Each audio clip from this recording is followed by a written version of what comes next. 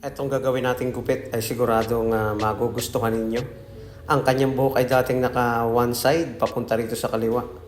So ngayon ang gagawin natin dyan, putulan natin yung bangs. Ayun oh. Talagang pinantay talaga.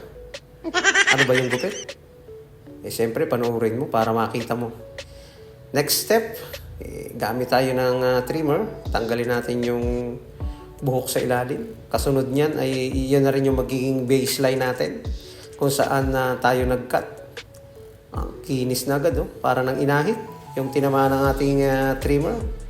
And then next natin dyan, gagamit tayo ng 1.5 na clipper guard sa gilid. Unti-unti is magbe-blend tayo. Ipipade natin yung gilid niya. Yung ganitong proseso is okay na okay ito, lalo na sa mga beginners. Napaka-importante yung paggamit ng clipper guard. Kaya kung gusto mong pumogi, subukan mo yung ganitong gupit at siguradong summer look, summer hairstyle, ang ganitong klase ng gupit. Overcomb pagkatapos gumamit ng 1.5 na clipper guard. Huwag ka na magdalawang isip, ang init ng panahon, yung mahaba mong buhok, paiklian mo na. Well, next natin, one guard. Para hindi tayo maligaw dun sa proseso na ating gagawin at hindi agad mapanipis. Ang init ng panahon, kailangan natin ng maikling buhok para presko-presko. Siyempre, dagdag gwapo rin yan kapag maikli ang iyong buhok kasi malinis tingnan. 0.5 na clipper guard naman. Medyo mataas yung transition ng ginawa natin dito ng pagkaka-fade. Saka siyempre, mataas na rin yung fade na ginawa natin, naka-high fade na siya. Mas presko yung mga matataas na gupit kasi mas matagal siyang tutubo. Kaya mas piliin mo yung gupit na pangmatagalan ngayong tag-init. Zero close, zero open. Tanggalin natin yung pinakang baseline.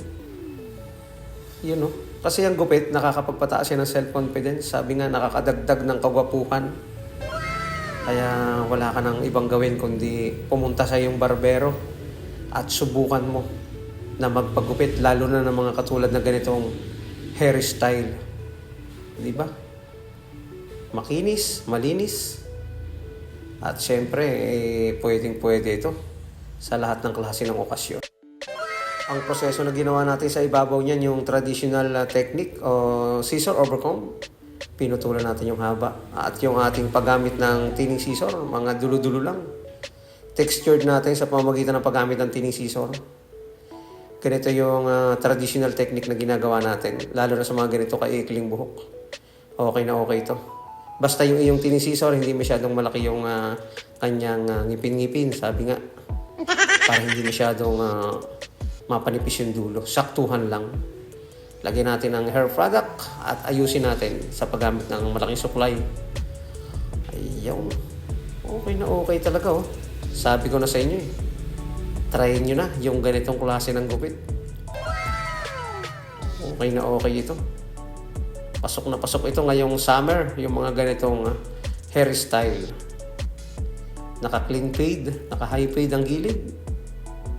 Naka-crop top yung ibabaw or pwede mong kahit anong gusto mong hairstyle sa parting ibabaw nito.